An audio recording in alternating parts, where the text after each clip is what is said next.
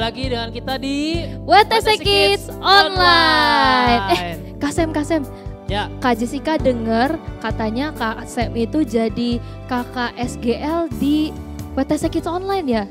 Betul, Kak Sam itu jadi SGL. Nah, SGL itu apa sih Kak? SGL itu Small Group Leader, jadi Kak Sam jadi Small Group Leader di Kids Altar yang ada di WTC Kids. Oh gitu, oh oke.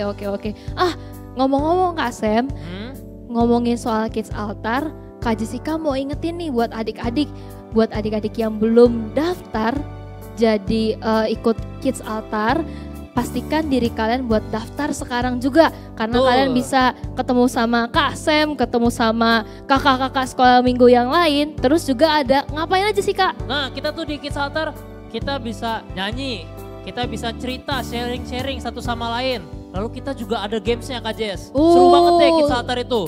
Pasti banget ya Kak, jadi pastikan adik-adik semuanya yang belum ikutan, ayo daftar untuk ikut Kids Altar. Nah, Oke. Setuju ya, harus daftar Kids Altar. Terus habis itu kita sekarang mau ngapain Kak Jess? Hari ini kita memang ada firmannya tentang apa? Nah, firman Tuhan hari ini sangat-sangat keren banget adik-adik. Kadang-kadang kita suka bilang kalau orang lain menolak kita. Nah, tapi kita lihat nih, kira-kira Tuhan mau ngomong apa sih? Firman Tuhan hari ini seperti apa sih? Kita mau saksikan sama-sama Kak Sam. Oke. Kita siap-siap mendengarkan firman Tuhan ya adik-adik. Mari kita berdoa, silakan Kak Jess. Yuk adik-adik semuanya yang sudah siap ibadah, kita lipat tangan, kita tutup mata, mari kita berdoa. Tuhan Yesus, terima kasih Bapak, kami mengucap syukur. Sebentar kami mau mulai ibadah kami Tuhan, biar kiranya Engkau yang berkati ibadah kami dari awal, pertengahan hingga akhir. Kau tutup buku semuanya oleh kuasa darah-Mu, kami mau bersuka cita, kami mau duduk manis untuk mendengarkan kebenaran firman-Mu. Terima kasih Tuhan, di dalam nama Tuhan Yesus kami berdoa. Amin. Selamat beribadah. Shalom adik-adik. Wah, sudah bersuka cita nih menunggu dan menyembah Tuhan bersama. Ikutin gerakan kakak ya.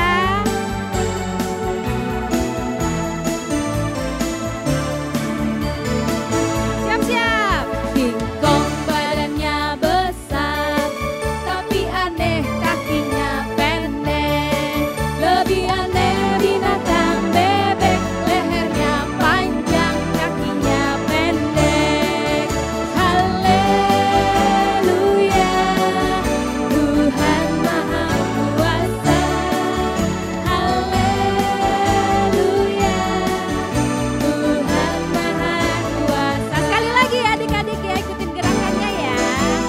Gong badannya besar, tapi aneh kakinya pendek. Lebih aneh binatang bebek, lehernya panjang, kakinya pendek. Haleluya, Tuhan Maha Kuasa. Haleluya, Tuhan Maha Kuasa. Haleluya, Tuhan Maha Kuasa.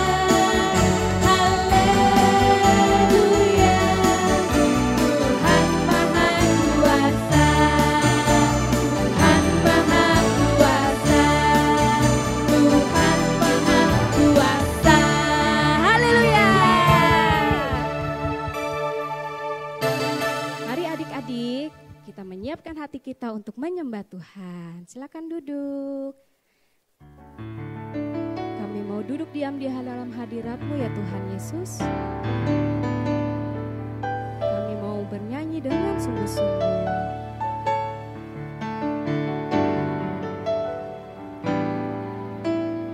Baca kitab suci, doa tiap hari, doa tiap hari, doa tiap hari.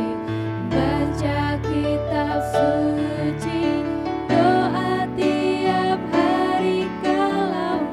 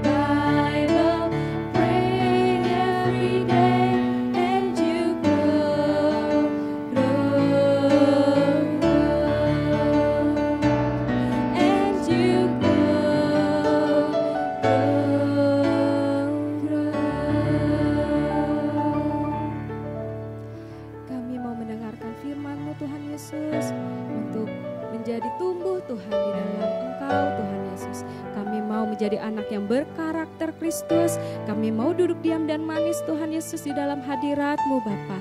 Ajar kami lebih lagi Tuhan Yesus untuk kami bisa memuji dan menyembah Engkau senantiasa. Saat ini Tuhan kami mau mendengarkan firman-Mu Tuhan Yesus. Berkati Tuhan firman-Mu pada hari ini Tuhan Yesus. Kami mau beribadah Tuhan. Hanya di dalam nama Tuhan Yesus Kristus kami sudah berdoa dan mengucap syukur. Sama-sama katakan amin.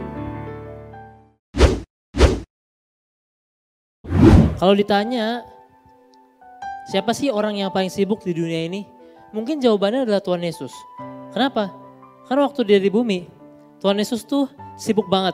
Setiap hari Tuhan Yesus harus berjalan ya dari desa ke desa, kota ke kota buat memberitakan firman Tuhan, buat menyembuhkan orang. Pokoknya sibuk banget deh Tuhan Yesus. Tapi Tuhan Yesus selalu punya waktu yang dia sisihkan untuk sesuatu yang penting buat Tuhan Yesus. Nah, Alkitab mencatat satu kali ada orang-orang yang datang sama Tuhan Yesus bawa anak-anak mereka. Waktu mereka bawa anak-anaknya, maksudnya apa? Mereka tuh pengen Tuhan Yesus tuh jamah anak-anak ini. Mereka mau Tuhan Yesus tuh memberkati anak-anak ini.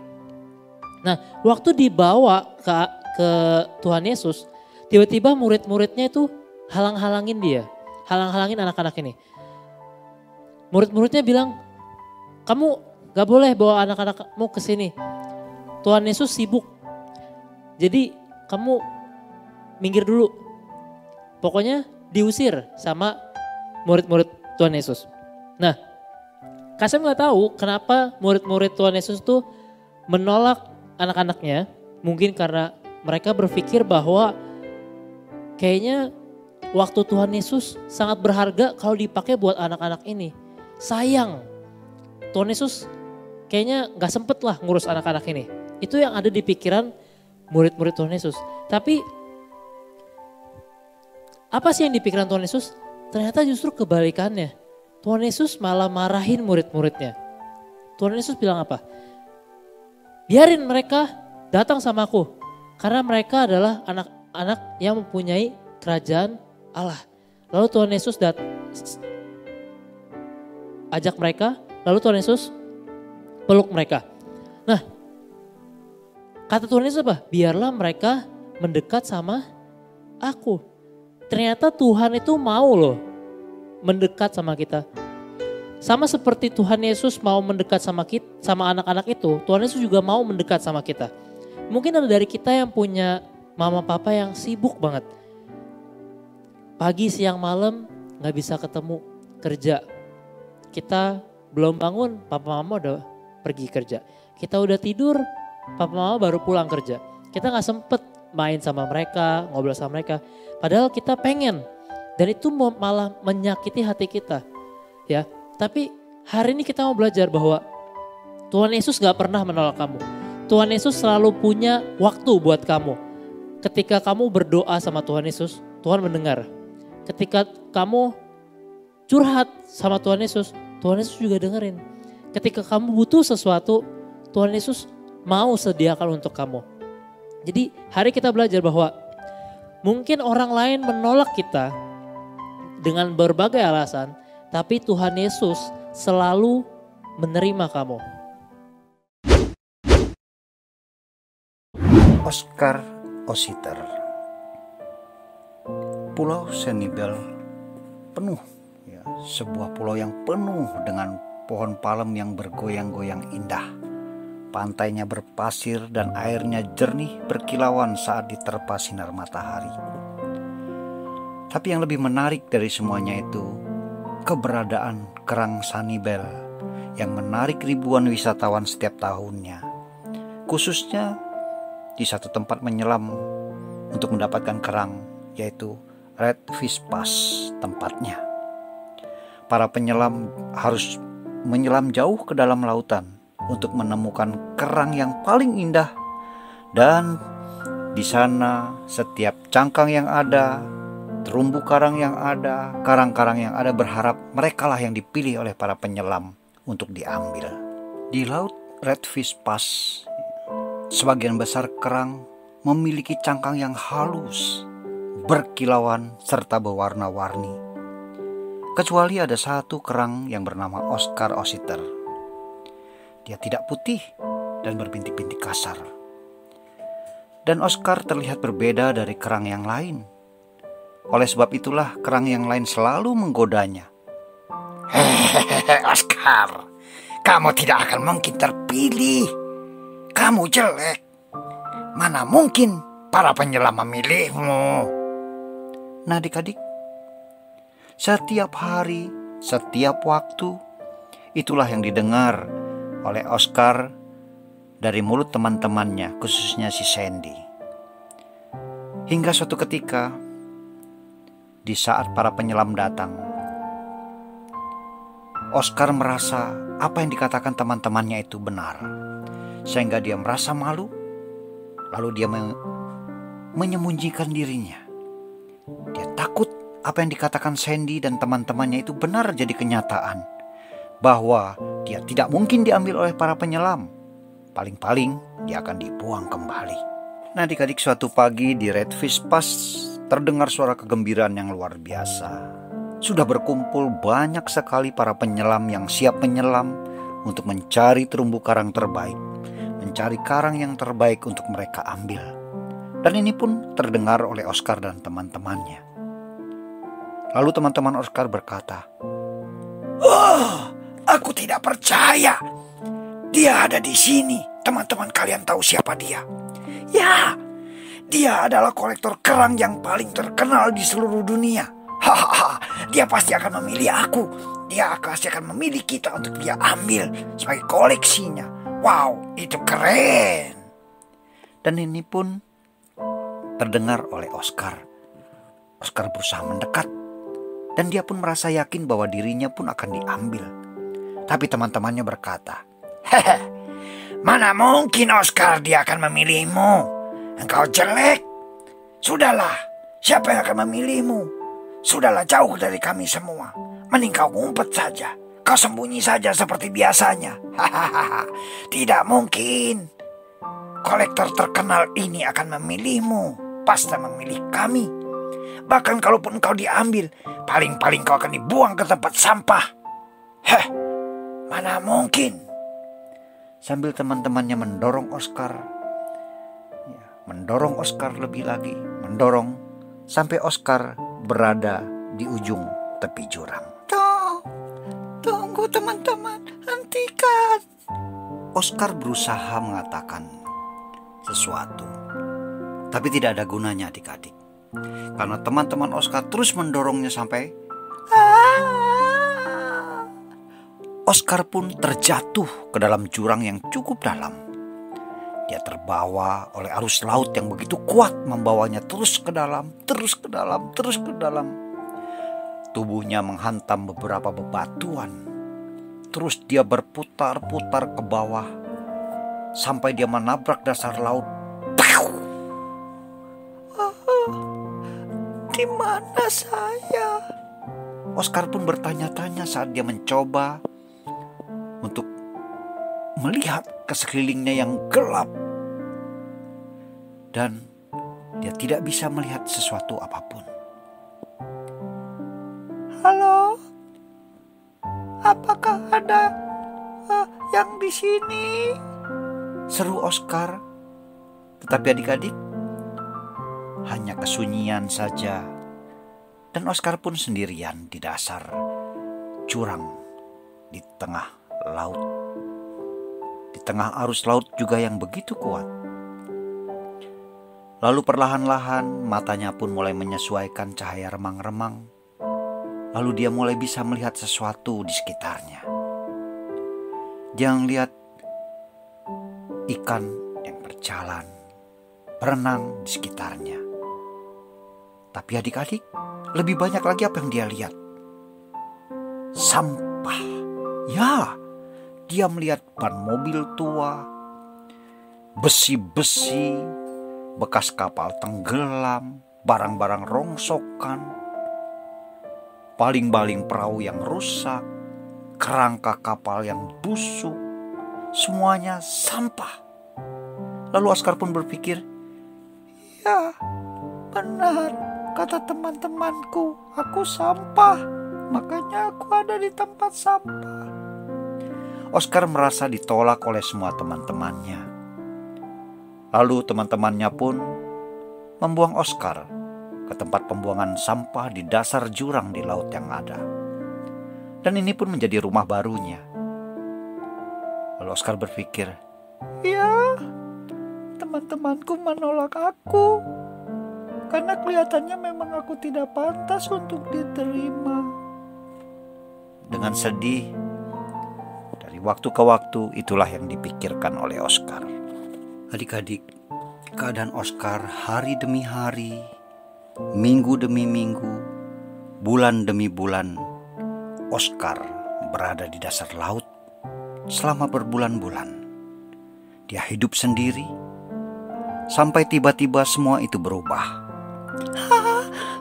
Apa yang terjadi? Oscar bertanya dengan dirinya sendiri saat pasir di sekitarnya mulai bergetar, bergerak. Dan Oscar mendengar sesuatu gemuruh yang begitu keras di belakangnya. Saat dia berbalik, dia melihat jaring besar yang sedang menyapu dasar lautan. Ya, itu adalah jaring pukat nelayan dan jaring itu langsung menuju kepada Oscar.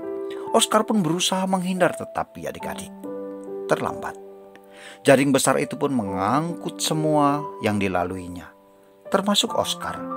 Dan semuanya itu diangkat perlahan naik ke atas oleh nelayan.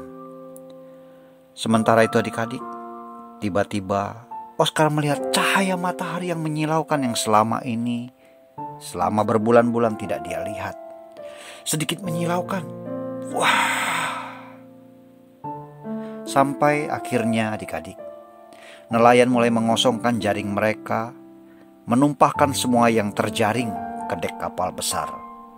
Para nelayan mulai memisahkan, ya, dari jaring mereka ada dua tumpukan. Ada barang yang akan disimpan dan ada barang yang akan dibuang kembali sebagai sampah. Semua barang yang ditolak akan menjadi sampah. Tiba-tiba Oscar mendengar suatu suara yang sudah sering dia dengar. Ya, itu suara teman-temannya, khususnya Sandy. Dan teman-temannya pun tetap mengolok-ngolok Oscar. Hah? Hahaha. Kamu lagi. Sekalipun kau sudah diambil, terjaring, kau pasti juga tempatmu akan di tempat sampah. Kau pasti akan ada di tumpukan sampah. Nah adik-adik, saat itu juga tiba-tiba ada tangan yang mengambil Oscar, mengangkat Oscar. Lalu orang itu berkata, ini jelek, ini juga harus dibuang tempat sampah. Sementara itu adik-adik, tangan ini pun akan melemparkan Oscar ke tempat sampah sampai satu tiba-tiba, "Stop! Jangan buang yang itu!" Suara itu dengan keras adik-adik berteriak kepada nelayan yang mau membuang Oscar. Oscar pun bingung apa yang terjadi. Ada satu orang yang mau membuang dirinya, tapi ada satu orang lagi yang berkata, "Stop! Jangan dibuang!" Adik-adik, waktu Oscar melihat ke orang yang sedang berlari ke arahnya, tahukah siapa adik-adik? Betul, itu adalah ahli kerang yang waktu itu menyelam. Dan orang itu berkata, "Jangan dibuang, itu harta karun." Oscar pun bingung karena dia disebut sebagai harta karun adik-adik. Saat itu semua orang menjadi bingung, termasuk nelayan yang mau membuang Oscar. Bingung dengan apa yang dikatakan oleh penyelam itu. Penyelam itu dengan hati-hati mengambil Oscar di tangannya. Lalu semua bertanya-tanya, termasuk teman-teman Oscar. Harta karun? Oscar? Harta karun? Termasuk nelayan terheran-heran. Lalu adik-adik, penyelam itu dengan lembut membuka cangkang Oscar. Saat cangkang Oscar mulai terbuka lebih lebar, semua terkejut. terheran-heran. Kenapa adik-adik?